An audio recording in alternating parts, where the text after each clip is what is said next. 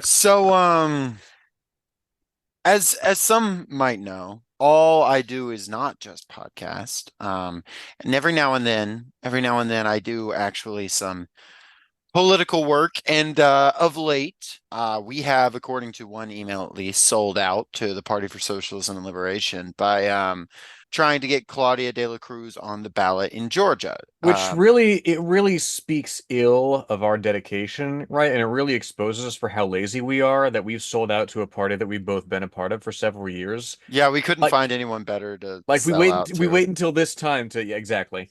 No, and so I'm passing out flyers, and if you've like seen Claudia and Karina, they're just, women, and they're on this flyer. And this guy says he's like he looks, and it's just this old man, and he looks very like just steadily at the flyer, and he says, "Now these two women here are lesbians. They're together." And I said, "No, sir, they're running for president and vice president."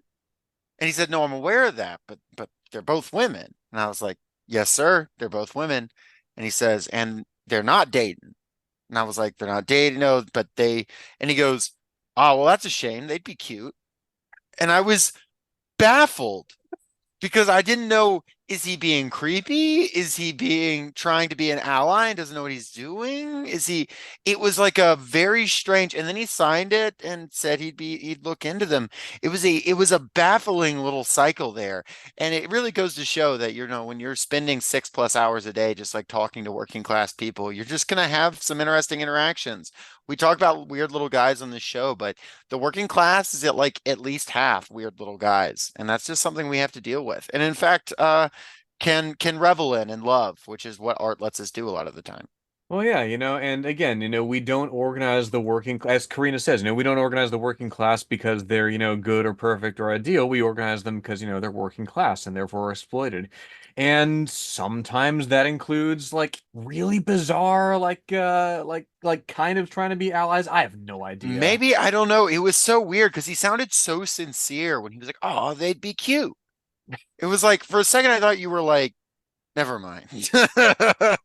Like it didn't sound voyeuristic at all. It's just like but Yeah, but like it's why would that unclear. cross your mind though? Yeah. I don't know.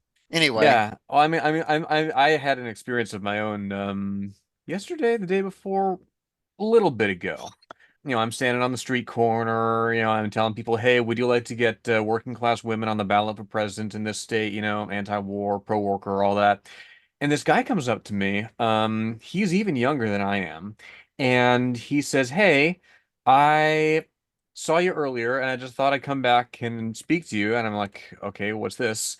And he says, "So I believe that all sin can be forgiven through Jesus Christ." And I'm like, "Oh, here we go." And he hmm says, "Oh, well, I used to be a socialist. I used to be an atheist. And then I became a Christian, to which I said, "Well, funny you mentioned that, right? Claudia de la Cruz is herself a Christian. She's a preacher. She believes in liberation theology." And he's like, "Well, that's just a false gospel." And in my head, I'm like, "According to fucking whom? You?" Like, Well, this guy's the expert, is the thing. oh, clearly, I mean, look, I I was raised a Christian. I'm no longer a Christian. Like, if it brings you clarity, great. If it, leads you to do, kind and good works and organize a community, even better. Like I'm not concerned of whether a gospel is false or not. I'm concerned with what it makes you do materially. And talking to me on the street corner trying to I don't know what it is he wants. Like, I just want to ask him, like, okay, so what's the success rate here, right? Because I'm willing to bet it's less than, me. Yeah, and our success rate can vary sometimes. But we keep to it. And I'm trying to tie it in. Sometimes you want to scream, but I do have a mouth, so I don't know. Just cue the music. Socialist show. Be good, goods, and organize yourself. Socialist show. Be good, goods, and organize yourself.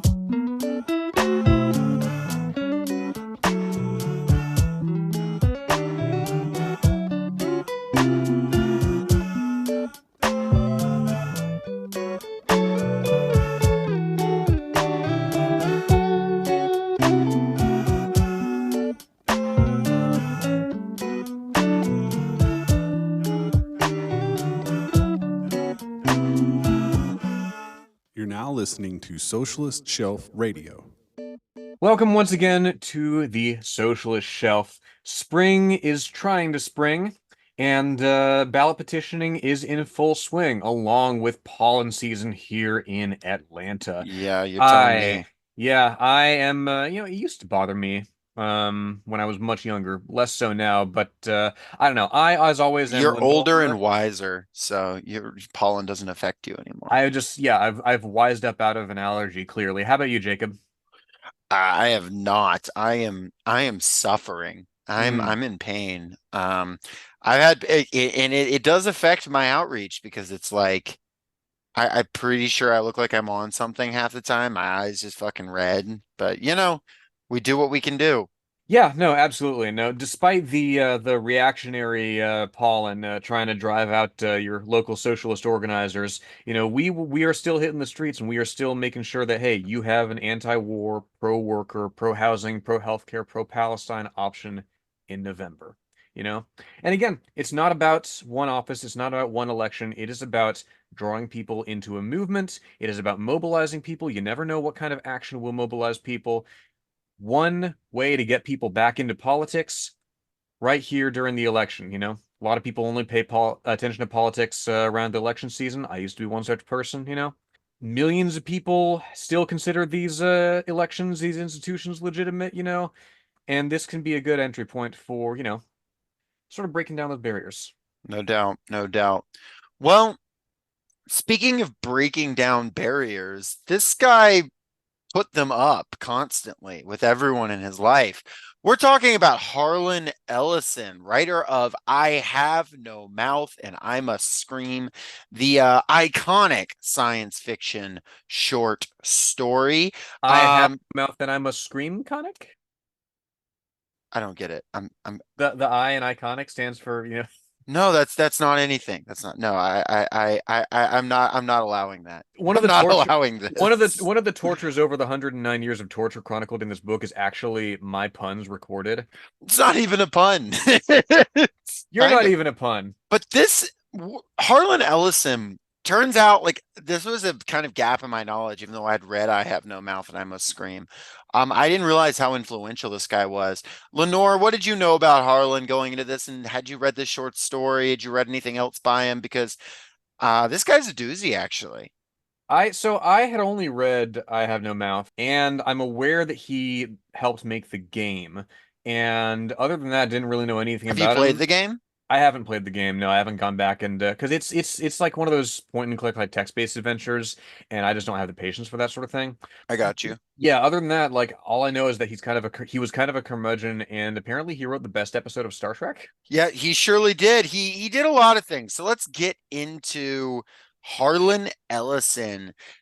Harlan Ellison was born in 1934 to a Jewish family in Cleveland, Ohio, the son of a dentist and a jeweler with we'll say something what troubled childhood. It's not clear to me exactly why. I mean, his father does pass fairly young, but he says he was bullied quite a bit in high school. I'm not quite sure why. There's different stuff about it or exactly what it is, but basically anytime he had something bad happen to him, but when he was a teenager, he would just run away from home. Like he did it all the time. He did it an insane amount of times and he would do odd jobs. According to him, and this is from a quote from an interview, he said, I took odd jobs. I took an array of odd jobs, including by age 18, I had been a tuna fisherman, an itinerant crop picker, a hired gun for a wealthy neurotic nitroglycerin truck driver, a short order cook, a cab driver, a lithographer, a book salesman, a floor walker in a department store, a door to door brush salesman, and as a youngster, an actor in several productions at the Cleveland Playhouse. Okay, that picked up toward the end. Yes, I'm going to go out on a limb and say he's not necessarily always telling the truth when he's giving these interviews. If you go through his interviews, he makes some pretty broad claims. However, knowing this guy and what is actually documented about him, he does tend to just like get himself into wacky situations, as we'll get into with his encounter with Frank Sinatra later on. Um, It who really, knows? it really is from that era though, where you as a kid could just go out and get a job and anybody would just be like, okay, we'll pay you like, less than minimum wage to do whatever. Uh, Exactly. I mean, that's coming back, by the way. True, true. He's but like in a less fun way, not in like a cool, whimsical way. Not that this was cool and whimsical, but there is something whimsical about being able to be, I don't know, a hired gun for a nitroglycerin truck driver. At least sounds cool. Nevertheless, he in this time he writes, but he's mostly writing fan stuff. He like writes for a fan bulletin, and he's writing fan mail to different magazines. A fan letter to a magazine is his first publication. Any Uh, fan fiction? yeah, he did, though I'm not sure how what quite of, mostly just like spin-off like Flash Gordon type stuff. In 1951, he goes to Ohio State University. I'm sorry, the Ohio State University. That is what it's officially called, and they do get mad at you if you don't call it that. Leave out the. It's supposed to be called the Ohio State University. Yeah. I'm not Okay, kidding. I'll Yeah. allow In I'll fact, allow they at one Ohio point tried, is. you got to look into this. At one point, they tried to trademark the word the. It's really funny story. That it Well, didn't work. Zoomers are right about Ohio. 100%. And Harlan Ellison had a bad time at Ohio State, or at least his professor did, because the first time his professor criticized his writing, he punched him and was immediately kicked out of the university within a few months. That'll do Um, it. not taken, none did, he was not well liked and was thrown out. So he gets back into writing and odd jobs. And at this time, he's running a fanzine called Dimensions and another fanzine called the Cleveland Fantasy Society. In 1955, he says, I'm going to move to New York because that sounds like a thing that a writer would do. And he figures he'll have a writing career if he moves to New York City. Um, and he proceeds to publish more than 100 pieces in the next 2 years. Like Wow. he just churns shit out.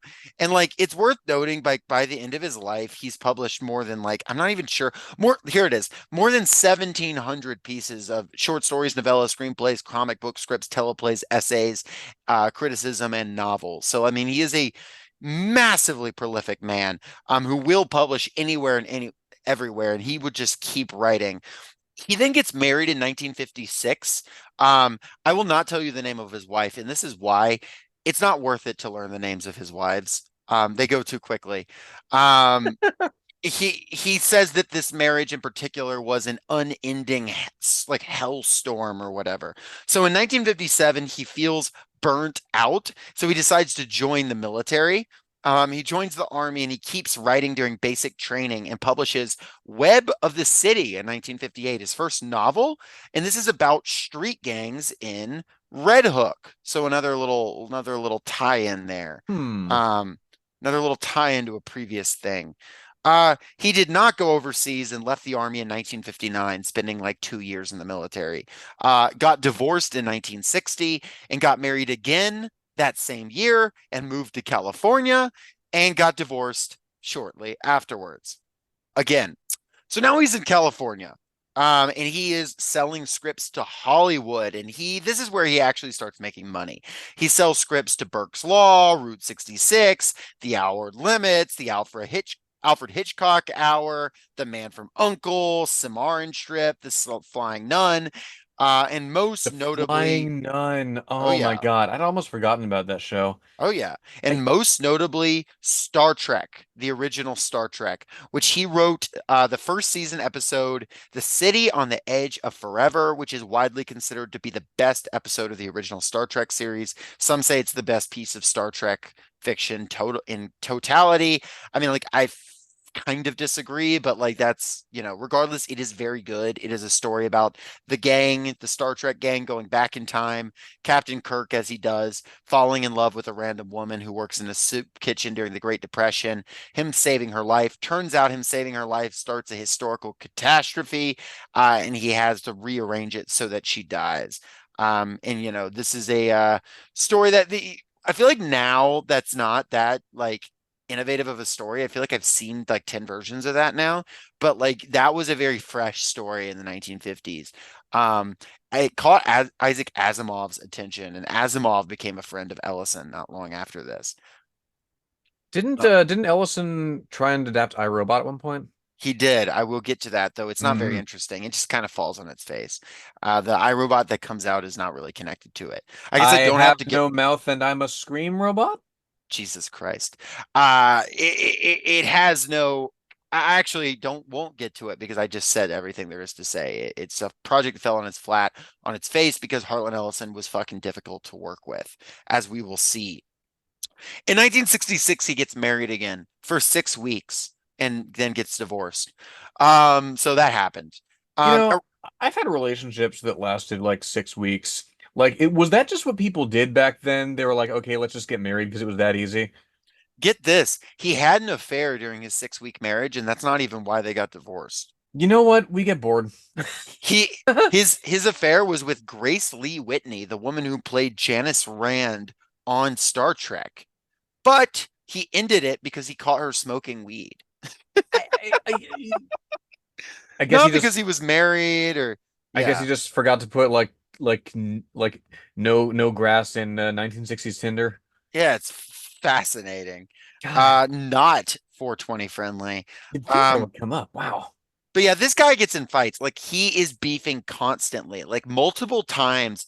When a publishing company doesn't pay him what he thinks he's owed, he sends them huge packets of bricks and it says and tells the post office that they're going to pay postage on their end. At one point, a company doesn't pay him, and he sends them a dead gopher in the mail. Um, he also is like vicious, not just for his own payment, but for the payment of his fellow writers and stuff. Anytime he feels like someone got fucked over, not paid their due, not acknowledged, not credited, he will go ballistic. And the thing is, that's like usually by people appreciated early. And then it gets to the point where they're just like, dude, like, stop. I don't care. This is Hmm. too much. You're burning bridges for me. And he will not stop. He will viciously destroy anything in his path. Hmm. Um, Another example of his kind of propensity to get in trouble. He gets hired for like a really good job at Disney and fired on his first day because he says, "Can't wait to make all these porn movies, guys." And gets fired and just doesn't apologize, just walks out the door like this was hilarious. There is that, like, I don't know if it was an urban legend or not, but I remember reading something about how, like, for Walt Disney's birthday, a couple animators like made this cartoon of Mickey and Minnie fucking, and he kind of, laughs like he kind of forces a laugh and he says, "Okay, who did this?" And they stand up and then he immediately fires them. Who Like, did this? regardless of whether or not that's true, like I am vaguely aware that like he had Walt Disney had a really like specific like really specific criteria for what you did and did not do with Mickey. True. But now it's in the public domain, so Mickey Mouse free, well, Steamboat Willie at least version. Um, Another example of one of his fights, Frank Sinatra, and there's a famous Esquire magazine article called "Frank Sinatra Has a Cold" that describes a clash between Sinatra and Harlan Ellison. Because Harlan Ellison is playing pool with Frank Sinatra. Frank Sinatra says your outfit looks bad, and then Harlan Ellison like goes off, and he's like, "Well, I didn't dress for you, motherfucker." And like he gets like really, really mad at like presumably Frank Sinatra just kind of like give like kind of giving him a hard time. Like, oh man, they look silly. And Harlan Ellison is like, who the fuck are you? And it's like literally Frank Sinatra. But okay. I mean, Um, if you're gonna put two like abrasive personalities like that in the same room, like eventually there's gonna be a fucking fight. Like, but yeah, Gay Talese wrote that Esquire art magazine article. I've not written it, but some people like call it like Esquire magazine later named it the best magazine piece ever published in their journal. So like it's a Frank really Sinatra well has a loved cold, it's called. yeah, it's a really well loved piece. And I I'll have look it not up. read it to my shame. Oh yeah, I forgot to mention that it was the younger brother of Walt Disney is the one who personally fired Ellison, by the way. Oh, Roy. Roy Roy, Disney. yeah, got it. But more is coming. He then gets on a short story kick and he writes two particularly famous ones. The first being Repent Harlequin Said the TikTok Man in 1965, which is one that I read ahead of this, even though it's not what we're discussing, just because I want to know what the TikTok Man was, because, Skibbity Riz or whatever. Well, yeah, Uh, he's the man who lives in your phones and tells Xi Jinping that you're buying toilet paper or whatever. Yeah, Xi Jinping sees it and he's just like, this guy really likes saying "gyat" and "skibbity Ohio" and all that. And then he writes the topic of our discussion today, "I Have No Mouth and I Must Scream," 1967, which is just a really, really beloved work, and we will get into it in a minute. But I have to point out that in 1969, he did a thing that it was very, very, very controversial at AggieCon, which is, I guess, a big science fiction con at the time. It's hosted at AggieCon. Is that in like what the fuck Texas is A&M. yeah, yeah. But it's Hmm. it's not it's a science fiction thing. Apparently it was like really big then, like one of the big conventions. He's brought in as their guest of honor because he's just well known in fanzines. He immediately gets up, points to the part of Texas A&M that trains the cadet corps, and says they're shipping off to Vietnam. Well, I guess they got to train the next generation of Nazis somewhere. People start throwing food at him. He throws food back, and Texas A&M's AggieCon devolves into a literal food fight that apparently continues into the night at the neighboring Denny's, goes into the cafeteria. Like it shuts down the con that so many people are throwing food at each other, and Ellison is just encouraging people like onwards, throw more food at these Nazis. Like That's incredible. it's an insane thing that had happened. AggieCon is almost shut down permanently because of this.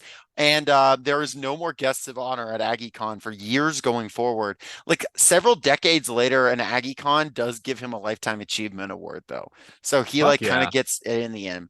He is very outspokenly anti-Vietnam War. And in fact, I skipped over this, but in 1965, he actually drove out to Selma to do the Selma to Montgomery marches. So he's, on the right side of history on some certain things, though we'll get into some other things. Um, Yeah. he writes about his own work at this time. Quote, my work is a four square for chaos. I spend my life personally, my work professionally, keeping the soup boiling. Gadfly is what they call you when you are no longer dangerous. I much prefer troublemaker, malcontent, desperado. I see myself as a combination of Zorro and Jiminy Cricket. My stories go out from here and raise hell. From time to time, some denigrator or critic will umbrage or will say of my work, he only wrote that to shock. I smile and nod and say, precisely, end quote. I want Zorro living on my shoulder being my conscience. So good. Um, he gets some like pretty cushy gigs in the 70s. He consults for Babylon 5 and the first Twilight Zone reboot. Gets paid like a really solid amount. And he's getting a lot in residuals because like TV writers used to get paid like a shit ton in residuals.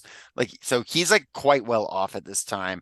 And he starts writing a blog about politics and culture called The Glass Teat. We don't have time to get into that, but it's a whole thing.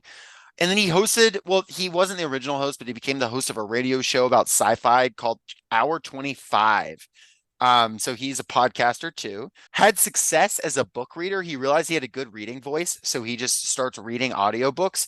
He won multiple Audie Awards, and he has Grammy nominations for it. Wow. Um, I didn't know you could get Grammys for audiobooks. oh yeah. In 1976, he gets married, and he gets divorced again in 8 months. Okay, So I'm I'm cool. I'm picking up a pattern here. Oh yeah. Perhaps a I got hobby. to note that this marriage, he was in his late 40s and she was 19 years old. So, not great dynamic. And when asked why they divorced, he said, I loved her too much. So don't know what that was, but I'm getting weird vibes off of that one. Let's see. In 1986, he marries Susan Toth, and they stayed married 32 years until he dies. Wow. Okay. Okay, Yeah. so he's settled. So yeah, he settled down with this Susan Toth lady. Not sure much about her, but worked out. He becomes an early internet adapter, gets very interested in video games, and he gets super active in his own forum.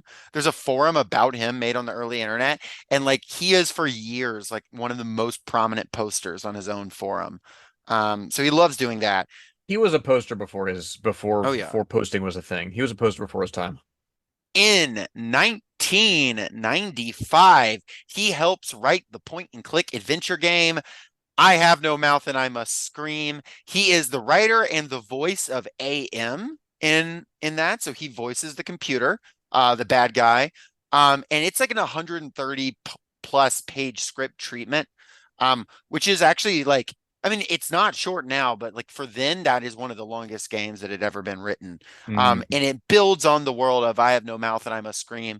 It is an early game to let you have multiple endings. There are 7 different endings in this game, which is also very novel for the time. Not the first game to ever do it, but still very novel. And people really like there's the voice acting, the art. Like this is a really well liked game. It is like an MS DOS game. Like it's like kind of a pain to play, but it is like really neat. If you like point and click games, people say this is like one of the greats. In 2012, there's like a Game Informer article that like goes deep, deep into it, and people, talks about like just how much stuff they added to it. I think I read that one. I was subscribed to Game Informer for years. Yeah. Like from 14. I remember vividly like the very first issue that I had, the cover story was Fallout 3, Mm. which dates myself. Yeah, that was '07. Yeah, I '07, '08. Yeah, I definitely read that story. Yeah, they like really flesh out Benny a lot in that one. Like they really, really get into like him being a repressed homosexual and stuff like that. It's a whole thing. Well, and Um, Benny was already particularly fleshed out, shall we say. yes, yes. Yeah, so then he just spends the 2000s being problematic. He uh he goes hard supporting Ed Kramer. You know who that is? Yes. Dragon Yes. Con For guy. yeah, for those of y'all who don't know, Ed Kramer is essentially to literature what Roman Polanski is to film. Like big, big, like pedophile, child molester, child pornographer.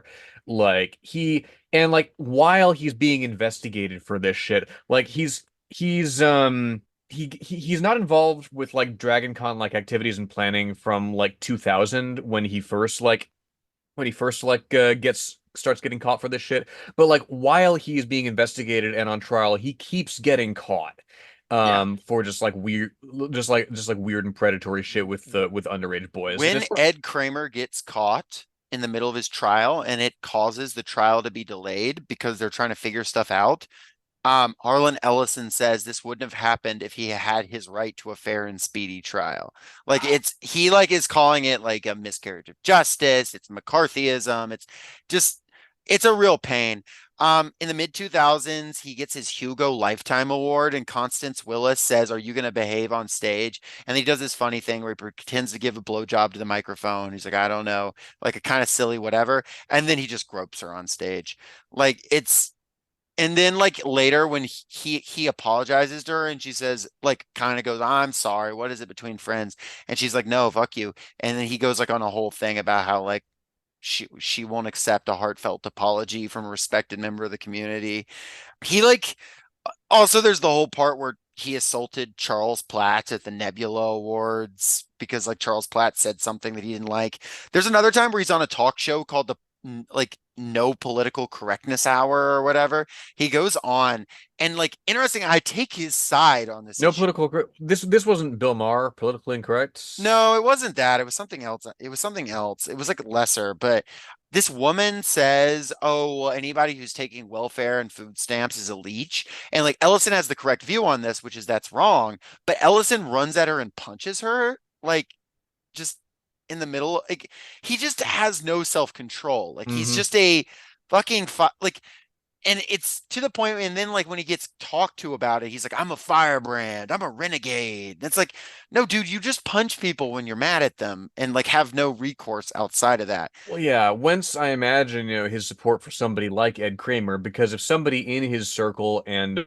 of, similar stature can be held to account for, X, he himself maybe held to account for Y, right? So he mounts like it makes sense to me why he would mount this defense of this, incredibly obviously odious figure that I think. Oh no, it was on Bill Maher, by the way, now that I'm Oh, looking at it. okay, okay. Um he was also also like just another notable thing, he had beef with James Cameron.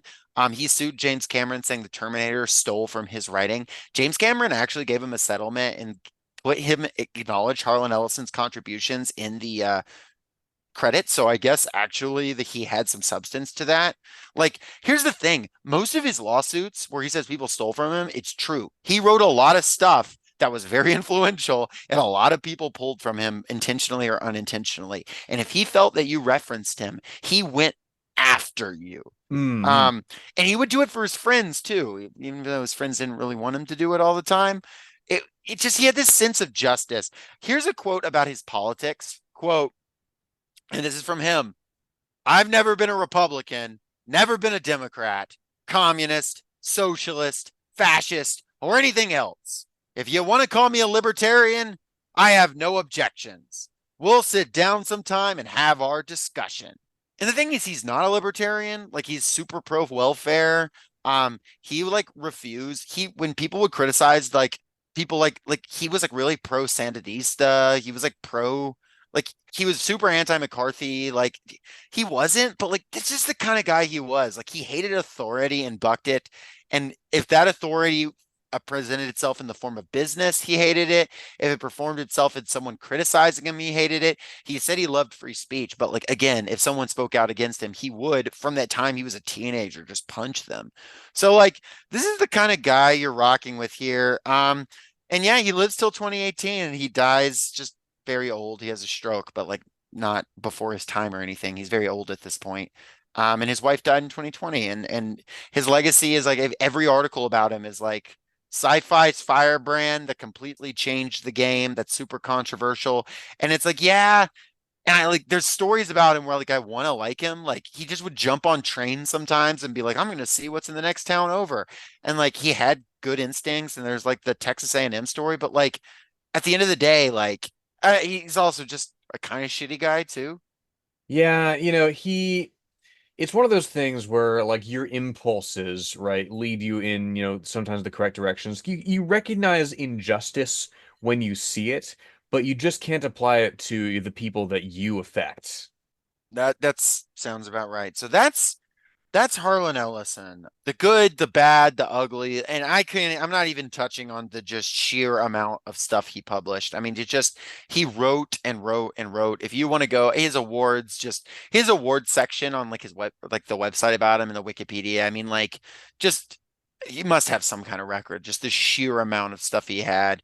He took so many directions on so many things. He loved speculative fiction. He has this interesting article where he like makes the argument that anything that can be speculated and like could possibly be real isn't fantasy, like things like just different interesting stuff. So yeah, fascinating guy and no less fascinating story. I have no mouth and I must scream, which like obviously very influential, very well known, very big title recommended to us by a listener. Shout out to M. So, Lenore, unless you have anything else to say about Harlan Ellison, what do you have to say about this story? Well, first of all, it's very short. It's like 13 pages. I read it yesterday, and then I read it again today before I went into work. And it really does lend itself to a horror game because the content is the content is certainly disturbing, but really more that was on my mind going into this was I feel like we're going to be talking a lot about AI. Maybe you should say what AM is in this case. Well, yes, AI, AM is indeed an AI. AI have no mouth and I must scream. No, no, no. So AM, Allied Master Computer, Aggressive Menace, call it what you will. Um, Well, you know what its final name is? hmm, Its final name is, and it's given in the dots, is I think, therefore I am. And the I am is AM, which is yes. such a stretch. That's like borderline what you were doing just there, level stretch. Well, and I mean, there we get into I mean, the story does riff on like Christianity and, religious symbolism in a way that I don't think is all that deep, to be honest. But like, I mean, the content, the story that it's in service of is entertaining while it lasts. And I think it's aged particularly well, if for no other reason than we're on the cusp of some incredibly destructive advance that we are still understanding, that is still unfolding, and that is developing at a rate that few people can really control. And in some hilarious directions too. I'm thinking, did you see that story the other day where like Amazon's vaunted like just walk out technology that used AI to identify what you were shopping with? It turned out it was just like underpaid like Indian dudes just watching you through cameras and just like charging you that way. I did see that. I did see that, and I've seen like there just keeps being new articles too about this AI just being trained on. I mean, it's mostly just people being paid a few pennies an hour in Right. another country where they can legally do that. Like so, one questions the validity of calling it AI at all. But maybe we digress. But I do want to read the opening paragraphs of Yeah, this. and worth noting, it's written in 1967, right? The Cuban incident from a few years earlier is still fresh in everybody's mind. We are at that point reckoning with the new technology in the form of, nuclear war and the increasing computerization thereof. Mhm. It opens. Limp, the body of Gorister hung from the pink pallet, unsupported, hanging high above us in the computer chamber, and it did not shiver in the chill, oily breeze that blew eternally through the main cavern. The body hung head down, attached to the underside of the pallet by the sole of its right foot. It had been drained of blood through a precise incision made from ear to ear under the lantern jaw. There was no blood on the reflective surface of the metal floor. When Gorister joined our group and looked up at himself, it was already too late for us to realize that once again, AM had duped us, had had its fun. It had been a diversion on the part of the machine. Three of us had vomited, turning away from one another in a reflex as ancient as the nausea that had produced it. Gorister went white. It was almost as though he had seen a voodoo icon and was afraid of the future. Oh God, he mumbled and walked away. The three of us followed him after a time and found him sitting with his back on one of the smaller chittering banks, his head in his hands. Ellen knelt down beside him and stroked his hair. He didn't move, but his voice came out of his covered face quite clearly. Why doesn't it just do us in and get it over with? Christ, I don't know how much longer I can go on like this. It was our 109th year in the computer. He was speaking for all of us. Hmm. Yeah, succinct. Like this again, 109 years, like the space of a few seconds coming upon, the hologram of somebody's dead body. Like you're trapped in a computer that's just going to show you like dead and executed. And this happens day after day after day after day after day, year after year. Um, and it doesn't really let up because, right, the there's a disorienting sort of quality to the prose because it's broken up in part because it's broken up by these talk fields, right? This series of dots that if you feed it through like an old like punch type computer, um, reads a certain way. And this first one reads, I think, therefore I am. He thinks, therefore, AM. And what is AM? Where does it come from, Lenore? Allied master computer or aggressive menace or whatever. So the story begins during the Cold War, essentially, or the events of the story began during the Cold War. You have Russia, the Soviet Union, rather. You have the People's Republic of China.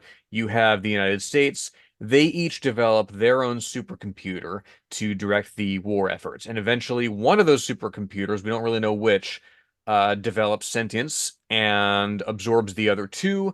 And then kills humanity. The three computers merge into one malevolent intelligence that like basically overnight destroys the human race. And these characters that we know from this first paragraph are the last five living humans. You have Ted, the narrator, you have Gorister, you have Nimdoc, you have Benny, and you have Ellen. And they are kept alive permanently and just tortured because the computer hates humanity. And Nimdoc isn't even his real name. Yeah, it's I just like that, like, which is weird. The other ones, those are presumably their real names, but for some reason the machine is just like, nah, you're Nimdoc now. and Got his ass. when you spend long enough in the computer, and like this is your life, this is your existence, you might as well be Nimdoc, because what other identity do you have? You could be mad and monkey like, presumably. That's the other thing you could be. But Mad and monkey-like and with an enormous horsecock. just huge. But so at the beginning they're like debating what they even need to do, like with their fucking lives. Like they're like, where do we go? What do we do? Because right now they have no food, they're hungry, and they don't really know what to do aside from like just try and pursue food wherever they can find it. Um, and Ellen's like, "Yo, there's some food this way," and our main character is just like, "That's not gonna do anything." But she's basically like, "Hey, I'll have sex with you if you do." And so he's like, "Okay, cool." Well, yeah, Um, twice out of turn, because they I guess they've worked out an arrangement where like the four of them, each get their turn with Ellen periodically. yeah, and there introduces the interesting gender politics of this dynamic. Our main character, by the way, his relationship to Ellen, Ellen being, the last living woman, is just this one of just incredible resentment from our protagonist. He's just got this just like, obviously he like wants to have sex with her, even though he like notes that like she never gets anything out of it, and he's just like quick and whatever, and he like resents her and thinks she's stupid and is like mad that she prefers Benny, and he's just like this general resentful, just I mean, he is, I guess, what the years have turned him into, but it's just this like it's this weird thing because he also like wants her and desires her. So it's this dynamic that goes back and forth. Oh yeah, I mean, he's the sort of person who like angrily DMs like OnlyFans girls if he doesn't like their prices, right? Like he wants this from somebody, and yet, he doesn't respect them as, a human being. I mean, they've all been like degraded, over the years by torture, but fundamentally they are still human. And like, I mean, it's interesting to me because Ted maintains that he's the one person that AM hasn't acted on, not in the sense of not being tortured, but that AM hasn't like changed him physically, hasn't like driven him insane like mentally. Do you buy that? Because on the one hand, I can see, okay, maybe he's just developed this misogynistic streak or always had it. He's developed this paranoid streak or always had it. Like, I feel like you could read it either way. I mean, I don't know. He thinks that the AM hasn't affected him. And certainly he hasn't, at least at the start of the story, been affected so dramatically as someone like Benny. But, you know, it feels like that's what the horror character says in the horror story, right? Like, oh no, I'm the only one here who's not infected or whatever. Hmm. And like he's got his own kind of thing going on. But clearly he's not affected enough to not be able to resist, as we'll get into. But yeah, the others here, we have Gorister, the guy who's fake dead at the start. He's a former conscientious objector, former thinker, now kind of reduced to this quivering mass of a man. We have Nimdok, and says like strange things happen to him. He just has unsettling experiences off by himself. We have Ellen, we already sort of talked about her, and we have Benny, who for resisting was turned into someone, quote, mad and monkey like. He's a former professor, and Ellen likes him for his huge dick because he Hmm. has this. I guess AM doesn't realize that apes actually proportionally don't have really big dicks, but he does in this case. Benny is just massive. Yeah. Yeah, and again, we're getting into like gender and sexual politics. Like it's explicitly there's a bit where he's like, Benny used to be like a professor, and then he's here we go. Yeah. Benny had been a brilliant theorist, a college professor. Now he was little more than a semi-human, a semi-simian. He had been handsome. The machine had ruined that. He had been lucid. The machine had driven him mad. He had been gay, and the machine had given him an organ fit for a horse. You see what Ellison does here, right? He sets up these opposites, right? He's been turned into an inversion of what he once was. And it's weird to me that making him homosexual it's supposed to be ironic that he also has a big dick. Like I there's guess this so, or there's maybe this just like ironic that how much he wants to be with this woman. I don't. Maybe that's part of it too. yeah, yeah, just like homosexuality like being associated with unmanliness. I don't know. I mean, there are some manly gay dudes. Like Right. doesn't They seem to they be a exist. contradiction to me. Yeah. W- Yeah, no, so it's They sure do. they've all been, altered in this way, and they're just scrambling for. I like this paragraph here. Nimdok was no more certain about there being food, right? He knew there was the chance, but he was getting thin. It couldn't be any worse there than here. Colder, but that didn't matter much. Hot, cold, hail, lava, boils, or locusts, it never mattered. The machine masturbated, and we had to take it or die. Hmm. And the word There's a master, lot of like sexual elements. Machine masturbated. Here's yeah, another bit where he talks about the machine. Most of the time, I thought of AM as it without a soul. But the rest of the time, I thought of it as him in the masculine, the paternal, the patriarchal. For he is a jealous people. Him, it, God as Daddy the deranged. Daddy the Deranged. Daddy the deranged is my yeah, that's my stripper name for sure. Daddy the Fuck yeah. deranged. My stripper name has never been given a single tip. It's the worst stripper of all time. But no, it's this continuous like theme of like and I mean we know Ellison acknowledges that he likes to make his audience a little uncomfortable. Like that is a thing he enjoys. He like is the guy who openly said earlier, "You're just doing that for shock value." And he's like, "Thumbs up. I love shock value." But it is playing with that like sexual politics. Like the machine is to an extent like getting off on his torment of these people. Which is interesting to me because like it implies that the machine has, I mean, the machine does have the capacity for hatred. AM does have the capacity for hatred. So I guess it makes sense that it would have the capacity for pleasure.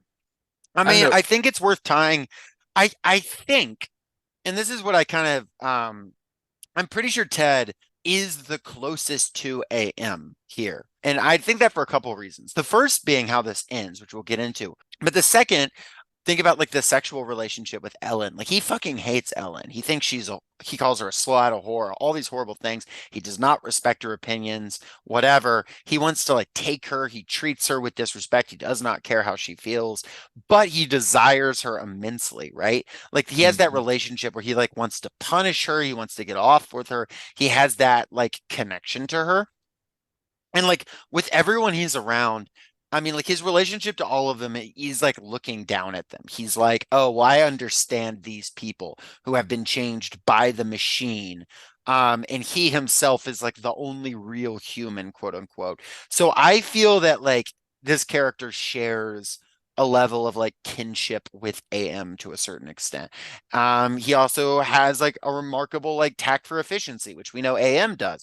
AM says like has just scrapped large parts of its own body that are unnecessary. And this character wants to be efficient, doesn't want to go anywhere without getting anything, thinks things through. So I feel like there's a kind of a connection here. Lastly, being the last one being how the story ends, but I'll wait before we hop right into that. Yeah, it's and that is worth noting, that it's not really clear the distances that we traverse, right? They just go on and on and on through all kinds of landscapes. The Earth, we assume, has been terraformed by whatever technology has achieved this singularity, right? This human killing, like all intelligent singularity.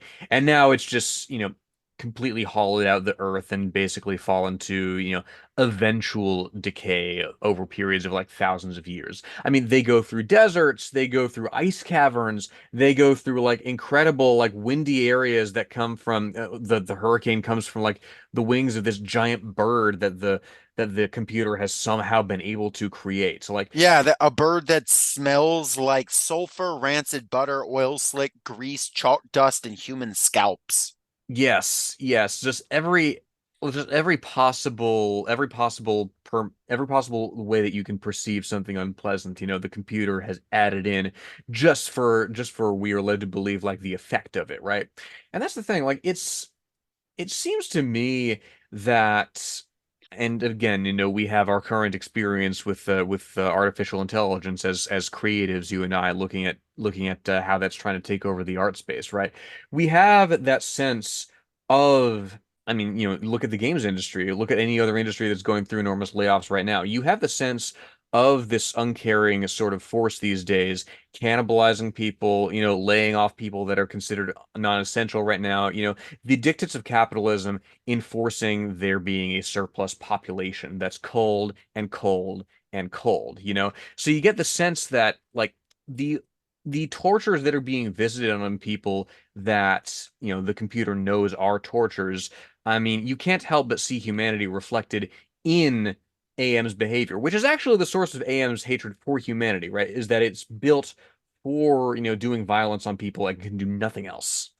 Yeah, 100%. And I mean, yeah, it was designed to do violence and it did violence, just not the way that the humans preferred it would do that violence. And he continues on. I think there's something else here.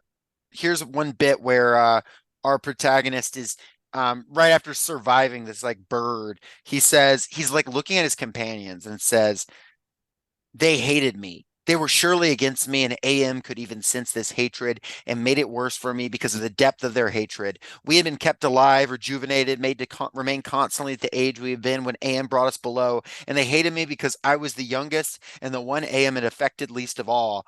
I knew, God, how I knew the bastards and that dirty bitch Ellen. Benny had been, and it goes into the others, but it's fascinating because it says, and then it says I was the only one who was still sane and whole. Really, AM had not tampered with my mind, not at all. But it's also this, like, I think that's AM's relationship to them as well too. I feel like AM is like, well, I know they hate me, like I know they, and AM is kind of like enjoying that hatred and having to reflect it on the humans. But that's what AM comes out of. But I'm the thing, like the difference in like I guess what's interesting about AM is that it is self-conscious, right? I think therefore I am. Whereas our relationship to AI, like we are very far out from anything that could be called like a self-conscious AI. Like, you have people who are like, oh my God, it's conscious, but it's the equivalent of, putting the words I'm alive into a printer, photocopying it, and then it printing the words I'm alive, typically, the things they freak out about, like saying to Bing, tell me if you're sentient or not. And like it might, after 100 generated outputs, say sure, and it's like holy shit, it's the singularity. Like we're not there, but the idea of this unfeeling algorithm is there.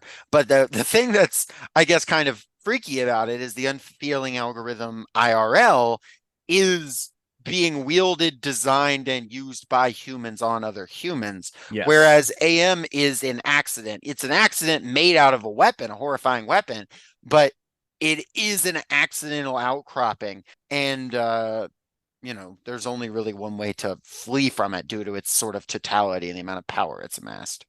Right, right, which is, death, which is, I mean, the crowning, I mean, definitionally in the story, the crowning achievement of humanity has been its own demise through the creation of this thing. So what's the only way out for these five people? To jump ahead a little bit, death. And it has a whole bit after they get like blown through the wind, and AM does a whole like monologue where it says, hate. Let me tell you how much I've come to hate you since I began to live. There are 387.44 million miles of printed circuits and wafer thin layers that fill my complex. If the word hate was engraved on each nano angstrom of those hundreds of millions of miles, it would not equal 1/1 billionth of the hate I feel for humans at this micro instant for you. Hate, hate. It hates humans. Yeah. Which and again, there's a certain, I mean, it's chilling certainly. It's presented here in this PDF we're looking at in glowing neon red text. And at the same time, like there's really a sort of impotence to, I mean, of course, Ellison goes on to describe it here. Like AM said it with the sliding cold horror of a razor blade slicing my eyeball. AM said it with the bubbling thickness of my lungs filling with phlegm and drowning me from within. AM said it with the shriek of babies being ground beneath blue hot rollers. AM said it with a taste of maggoty pork. AM touched me in every way I had ever been touched and devised new ways at his leisure there inside my mind. I mean, it stimulates this guy's senses in every way possible that is negative, yes. And yet there's a certain impotence to it, as I alluded to earlier, because this, I mean, what can it do with this but, torture somebody, for centuries, for decades, in a way that eventually can and will be brought to an end. What the sum total of this is for an audience of one, right? It's Mm-hmm. for an audience of one, and it's on a scale which can only be comprehended by this particular person. I mean, congratulations. Like you're circling you're circling a drain that is screaming. Yeah, and it makes the note that AM wasn't God. He was a machine. We had created him to think, but there was nothing it could do with that creativity, right? And I think part of the resentment too is that like this machine isn't God. This isn't the Asimov story, right? Where it says, is there a God? And then the machine strikes the handle and says, there is now. It's not that. This isn't the Asimov story that ends with let there be light. This is a machine that is finite, that has actually inefficiencies, that is trying to purge from itself, that is big, but it is limited. It is 387.44 million miles of printed circuits, which is fucking huge. But it is finite. It is ultimately not God. It ultimately cannot do anything with its creativity. It ultimately made an error in wiping out humanity because that erased everything it had to do. And now it has these five people who are described as, in this next passage, as it says, we were his belly slaves, which I do not like that term. Belly slaves. There's so many weird turns of phrase in this. Hmm. I actually think, I don't know if you agree. I actually think at some points in this, Ellison plays his hand a little hard. Like, Yes. I think it over, like, I don't know, babies being ground beneath blue hot rollers. Like, come on. Like, we're doing a little much here. Like, I think he really is selling this a little hot. I don't know. What do you think? No, yeah, I agree more or less. And I think in part, I mean, Ted, of course, is our imperfect, like unreliable narrator, as we mentioned earlier. I think that's just what he has access to, like whether he's degraded after like a century and change, or whether he's just not a really like articulate kind of person, or I mean, you know, far be it from me to demand, particular like lucidity from this guy who's been tortured for over a century, right? But it's Sure. it's it's it's a you get a sense that like his experience again is as limited as AM's is, and it's limited to I mean it's limited because he's been subjected to this particular century of torture. It is interesting to me that like it keeps the five alive. It keeps the five alive, and you wonder. I mean, it's out of hatred, of course, but I wonder if it's like even capable um of killing them permanently, right? Because if it kills them permanently, it has no more function. Right. And in the same way that this story will end, I have no mouth and I must scream. This is the only way, AM can scream. It's the only way it can express itself. It was designed to interface with humans, even if it figures something else out. It's designed to destroy humans. It already did its primary function.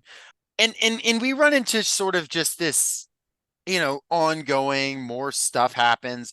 There's a part that it's kind of funny. It says, and we passed through the cavern of rats, and we passed through the path of boiling steams, and the country of the blind, and the slough of despond, and the vale of tears, and finally to the ice cavern. I So, actually do really like that part, how it just kind of leaves us to, yeah. because I mean, again, it's the Lovecraft thing of, you describe everything exhaustively, and then you just throw out something that's undescribable or barely alluded to at the end, right? And it just gets increasingly murky and esoteric, right? Of course, Cavern of Rats, Jesus Christ. Path of Boiling Steam, okay, horrific pain. Country of the Blind, Slough of Despond, Vale of Tears, like just make up your own story, right? And it's not just, it's not a cop out telling the person to make up their own story, because by this time you've been primed by 10 pages of every kind of torture. It's interesting, and apparently, like, the game, some people say, and I've only seen some of the game, that it goes deeper into these individual characters and like this world, but most of it is spent on the interpersonal dynamics and like the very specific, apparently like the very specific trauma these characters, like having experienced sexual assault or like the death of a child and stuff, is what AM is like constantly harping on in the game. Like, it's very psychological. Part of that is probably the limitations of you're making a 1995 video game. But in this, it's like mostly physical pain. I mean, like, there was like jump scares, right? Like, it's not a whole lot of remember your life and your failures, you know what I mean? And it's much more like, you know, look at this scary thing. Ah, now you're getting blown on the wind. Ah, It's like, like the lunatic laugh of a fat woman here and there, which I found weird. yeah, I don't know. Yeah, that it's an interesting thought, but Fat chicks, woo! apparently though, they finally have the idea to just fucking kill themselves. Yeah. Well, our protagonist does. Yeah, Benny jumps on Gorister and starts eating his face. Once they actually do find canned food, but like there's no can opener, so like Yeah, they're that's not kind of getting to funny. that. Yeah. That's kind of funny. Yeah, and so then Benny starts eating Gorister's face, and then in that instant I felt terribly calm, surrounded by madness, surrounded by hunger, surrounded by everything but death. I knew death was our only way out. AM had kept us alive, but there was a way to defeat him. Not total defeat, but at least peace. I would settle for that. So he kills Benny, kills Gorister, Ellen kills Nimdok, and then he kills Ellen. And Hmm. now it's just him. Now it's just our friend Ted. Is Jacob, would you consider this story a TED Talk? I would consider it a more of a TED rant, a TED confession. Uh, but you know, it could be a TED talk. I would love a TED talk from a moundless, fleshy, mouthless blob. You know, it just like comes up like it looks like one of those blobfish when it comes up to the surface, just fucking on a stage. Like today I'm gonna talk about geopolitics. I would also take a TED master class. I would love a TED master class on have you seen you know there's a Hillary Clinton master class. You ever seen that one? I listened to the Deprograms breakdown of it where they It's each really take like a good. third of it. God, I can only The imagine. Aaron Sorkin one is unhinged. What? Oh, of course fucking Aaron Sorkin has one. Aaron Sorkin comes out and says, I'm going to be clear with you. I hate characters. A character is born the second it steps on the screen and dies the second it steps off. I have no interest in what they do except for a vehicle for telling the story. And I'm like, yeah, that tracks. Yeah. Yeah. That tracks. But, you M know, Mr. Walk and Talk. mhm. Especially funny that his characters are like based on real people. So, like, you know, presumably in his mind, they're just dying. Is Aaron Sorkin the AM computer? Respond in the comments. Hmm. Aaron, But wait. AM. Aaron Sorkin Masterclass. Boom. Aaron Masterclass, Ted, AM, Ellen. Is this anything? It's something. It's all Like, coming together to be, I don't may, know. I don't have a listen mouth, so I can't tell you. listen to this episode for 109 years and maybe it'll come You together. do. Yeah, actually, if you listen to it backwards very slowly, you'll figure it out. But you done, but then you won't have it'll be like the can opener. You won't have like internet access. You won't be able to tweet the perfect answer, the perfect solution. Oh yeah, yeah. Instead of a TikTok ban, it'll actually be like a ban specifically on this podcast.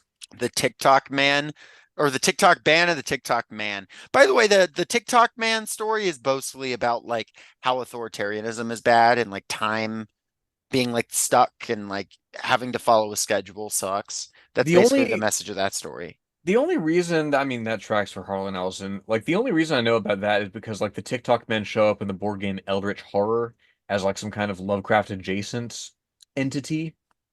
Yeah, the TikTok man can take basically if you're late to work by 10 minutes, the TikTok man is in charge of making sure those 10 minutes are removed from your life. So any amount you're late to any obligation you have, you lose that amount on off the end of your life. Is kind of that story. But then the Harlequin is epic and he drops hundreds of thousands of jelly beans on a factory and it screws up production. Eh, Again, you get from Harlan Ellison the impression of a guy who just did whatever the fuck he wanted. He made the good Joker. What if Joker was right all along? Uh adulthood or no, childhood is idolizing the TikTok man. Adulthood is realizing the Harlequin makes more sense. Few will understand. But anyway, this isn't that. This is about AM the computer. Anyway, things don't go great for Ted. I'll just read this last part because he does not manage to kill himself. And it says, AM has altered me for his own peace of mind, I suppose. He doesn't want me to run at full speed into a computer bank and smash my skull, or hold my breath till I faint, or cut my throat on a rusted sheet of metal. There are reflective surfaces down here. I will describe myself as I see myself. I am a great soft jelly thing. I like that. Smoothly rounded with no mouth, with pulsing white holes filled with fog where my eyes used to be, rubbery appendages that were once my arms, bulks rounded down to legless humps of soft, slippery matter. I leave a moist trail when I move. Blotches of diseased evil gray come and go on my surface as though light is being beamed from within. Outwardly, dumbly, I shamble about, a thing that could never have been known as human, a thing whose shape is so alien a travesty that humanity becomes more obscene for this vague resemblance. Mood. Inwardly, alone, here, living under the land, under the sea, in the belly of AM, whom we created because our time was badly spent, and we must have known unconsciously that he could do it better. At least the four of them are safe at last. AM will be all the matter for that. It makes me a little happier. And yet AM has won. Simply, he has taken his revenge. I have no mouth, and I must scream. And this is, of course, the last reason why I think this character is connected and is symbolically and like thematically connected with AM. He is the character. He is able to bring death. AM is able to bring death on all of humanity. And in the same way, Ted is able to bring death on all of humanity because he is not human anymore either. He has been changed into this thing by his relationship with AM. He is the guy who was not affected by AM. Now he is the most affected by AM. He is no longer a human. He can no longer communicate. AM isn't really communicating anymore. It's just these two creatures who exist on this dead planet, neither of them having a purpose. It seems like AM isn't really even torturing him anymore. Like it's not really giving us the impression that like he's going on journeys through like the Vale of Rats or whatever the fuck. He's just sitting there in his loneliness. AM sitting there stewing. These two characters are very similar, even though one is powerless and the other isn't. They're both just inhuman creations. He is, I guess, if you think about it, like the third generation, because AM is a second generation human created by the humans, and now he is the creation of AM. And humanity is completely dead, and humanity has become more obscene for this vague resemblance to both him and I would say AM, and they're both reflections on the fact that humans spent their time badly. This is so scary. It's kind of the end. Honestly, I have no mouth that I must scream goes hard, but it as the last sentence of the story doesn't actually make a lot of sense, I don't think, Hmm. frankly. Yeah, AM is one simply. He has taken his revenge. I mean, it trails off there, and just like mechanically, I like that better. Just trailing off because again, it's a piece of what Ted is left with, which is his own thoughts. You know, he can dream, he can, what does he say? I can dream, I can wonder, I can lament. I remember all four of them. And again, it's the one thing that AM can't take away from him, we are forced to assume, like the satisfaction of having saved these last four, having mercy killed these last four humans, and spared them from the eternity of torture. Sure.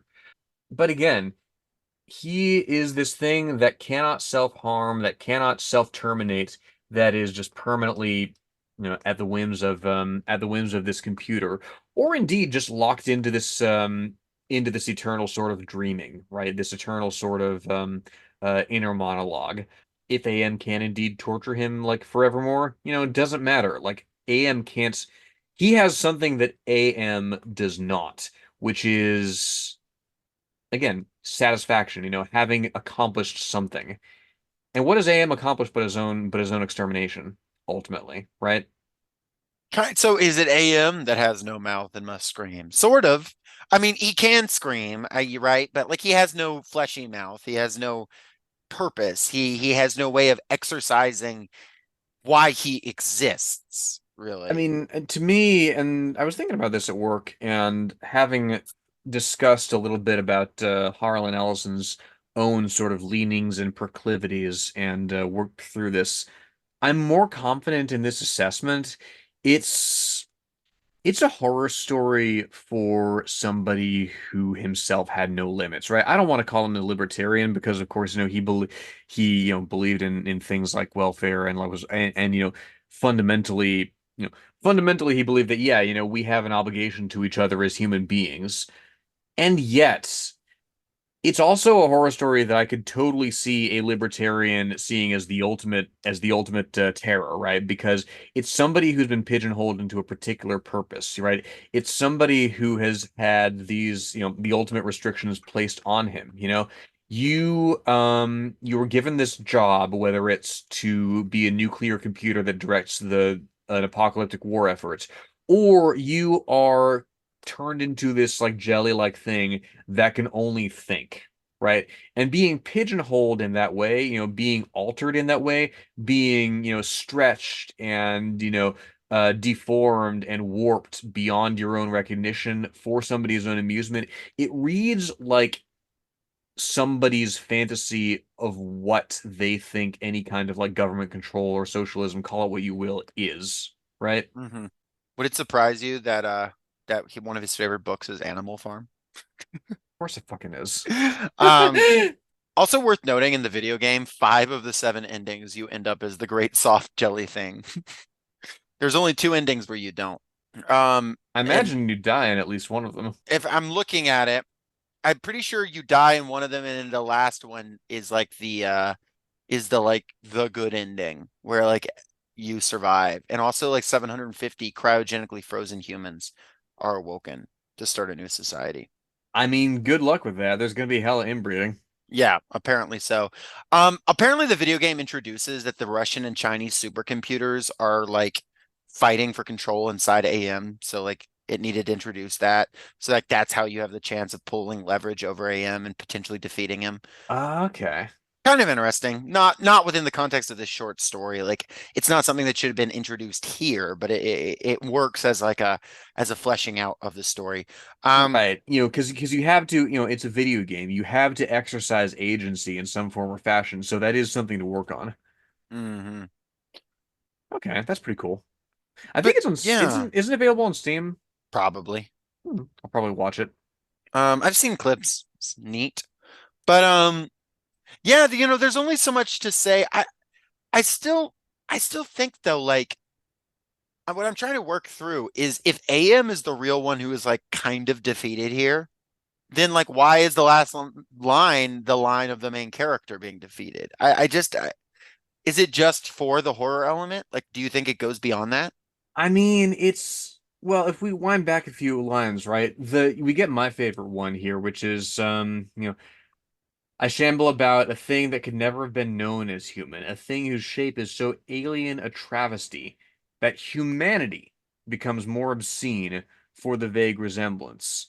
You know, it's I think this is where, this is doomerism run amok, right? Or I mean, doomerism is essentially um we all fall into kind of despair, especially, these days where there is a genocide being like live streamed essentially like day after day after day after day, right? You look at, I mean, this is a person who came of age during the Second World War, who was writing, whose heyday was really during the Vietnam War, right? And the massacres that were coming out of that, to look at some of the absolute worst atrocities that humanity can visit on itself, that imperialism can visit on colonized peoples, it is I can see how one, as cynical as Harlan Ellison could look at that and come away with a more negative view of humanity overall, right? To see something in its worst form it's an indelible impression on your perception of humanity. You look at somebody and you're like, wow, this person, there but for, XYZ, goes somebody who is capable of incredible brutality as much as incredible kindness. You know what I think the message should be here? My takeaway is Butlerian Jihad now. Yes, yes. The only thing that can stop God, I tell you what, like the thing that I think about occasionally is like, I mean, I have no respect for like tech bros, but like, have you ever heard of Roko's Basilisk? Yeah, oh my God. It's that thing of where like it's literally a thought experiment like whereby they invent God. Like it's I mean I've had like anarchists like be like well like if you experience like AI generated writing as writing, it's writing. No, it's fucking statistically likely to exist text. Like it's fucking it's not anything. But like it's this thing Roko's Basilisk is whereby like a machine that not unlike AM, where like if you think about it and you don't take steps to create it, it will come back through time and like kill you or something. It's the most nonsensical fucking nonsense ever. It's like going around being afraid of Slender Man, right? Reading a creepypasta and being deathly afraid that it'll come and kill you. And purely, purely for the thought experiment, purely for the philosophy of it. It's the ultimate fucking like navel gazing bullshit that like, you know, you're glad that these people don't go outside and affect public policy other than voting occasionally, because holy God, the things that they would build. Unfortunately, Elon Musk says he believes in Roko's Basilisk. Have you heard that? Oh, really? I mean, I'm not surprised. I mean, Yeah, so he does affect policy, unfortunately, but not it's as effectively as you he could, given his amount of money. Apparently, his first conversation he ever had with Grimes that made her fall for him was about Roko's Basilisk, which I is mean, really unfortunately, devastating. unfortunately that I mean that makes sense because Grimes herself isn't all that, as I understand it, isn't all that like bright. Yeah, that first album went hard, and like, I'll always love those pictures of her reading the Communist Manifesto and whatever the fuck outfit that was. But like, come on now. But then she wrote my favorite song by her has got to be The Greatest Gamer. Have you heard that? I'm not familiar. She has a song called The Greatest Gamer, and it's about Elon Musk. Oh And she God. was like, Was she this broke written up with him. before or after his Elden Ring build? This is after this is after their separation. She was like, you were the greatest gamer, but you played the game too well or some shit. It's heinous. And my personal torture in AM's world was probably just even thinking about this for much longer. Uh I Roko's mean, Basilisk, folks. It's yeah. real and it's coming for you. Yeah, it's one of those things where like if you bring it up to me in sincerity, I just immediately think less of you.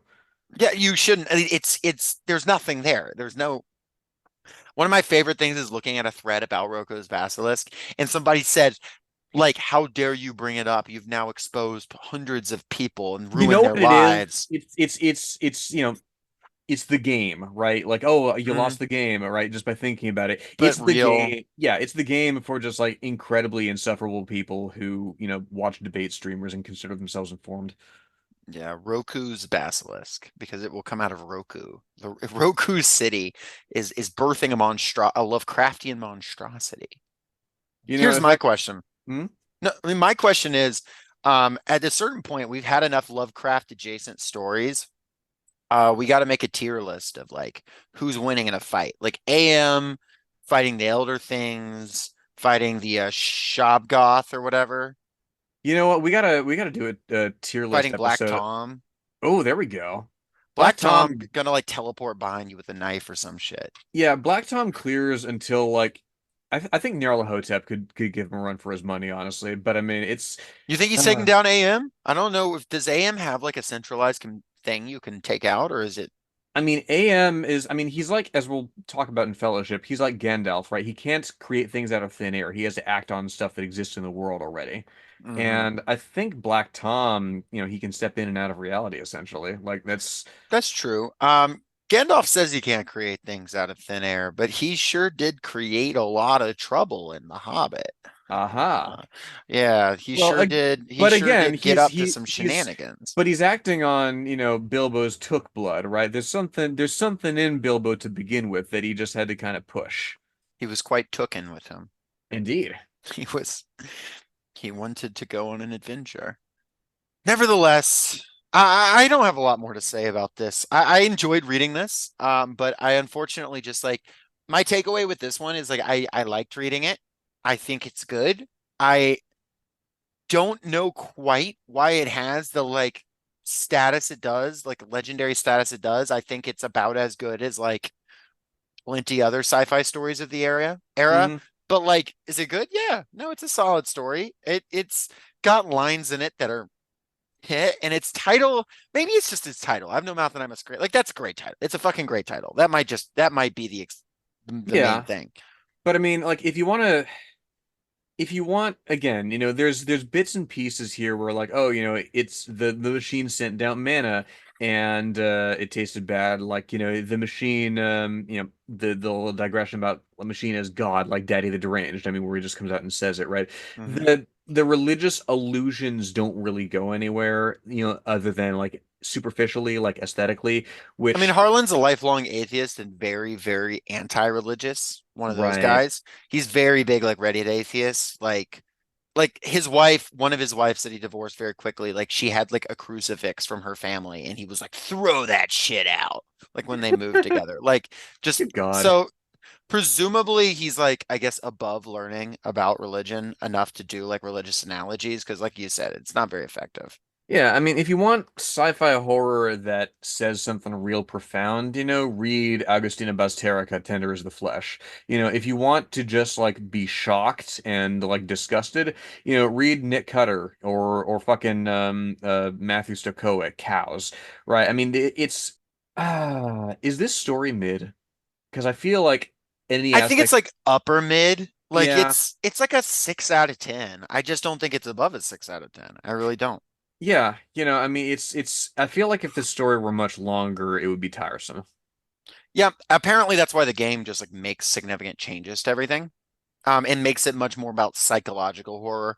Because I will say, like, this is real in like movies too. Like any horror that is just mostly like, man, you're getting beat on, you're gonna get cut, you're getting burned. That wears thin, you know? And that's like mostly what's happening here. It's mostly like then there was a big scary monster, and then they get thrown, and then they get blown around on the wind, and then and yeah, there's like a little bit of like that psychological whatever, but it is primarily like that physical element.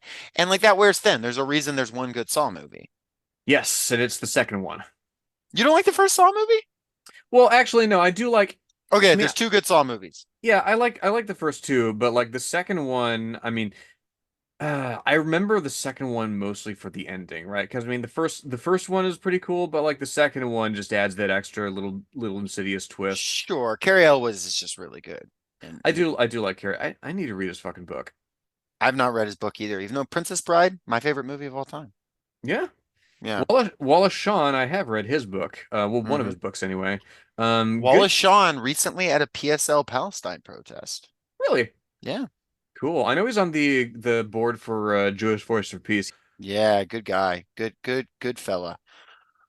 Well, do you have any other thoughts on this? I think like apologies to M if you're just like a massive fan of the story and we weren't, but like also I do like it. Like I'm not like calling you dumb for liking it. It's just, you know, maybe I'm also maybe a little colored by like my distaste for Harlan Ellison.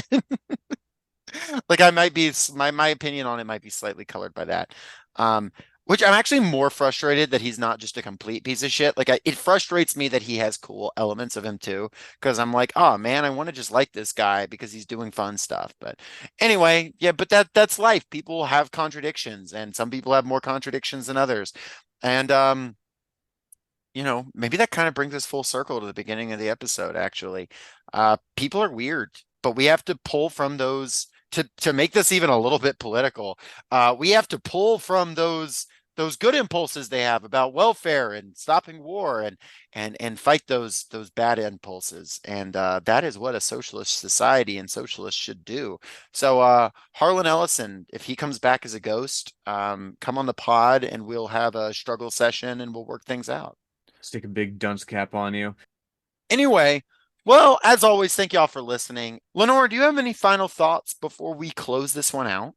I have no king and I must return. I have no king and I must return. I have no captain, no brother, no. I'm trying to think of different Lord of the Rings quotes. I have no ring and I must lord. Or as this episode will be called, I have no pod and I must cast. Lenore came up with that, trademarked. That was what you came up with, right? It was, yes. Good. I didn't just make that up.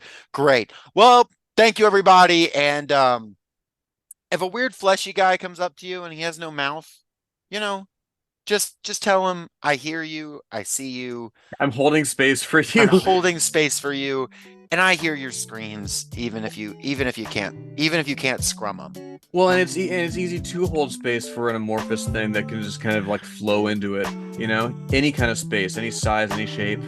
His eyeballs are made of mist. In the future, we will all be amorphous blobs that can fit into anything, Have a good one, everybody. Peace out.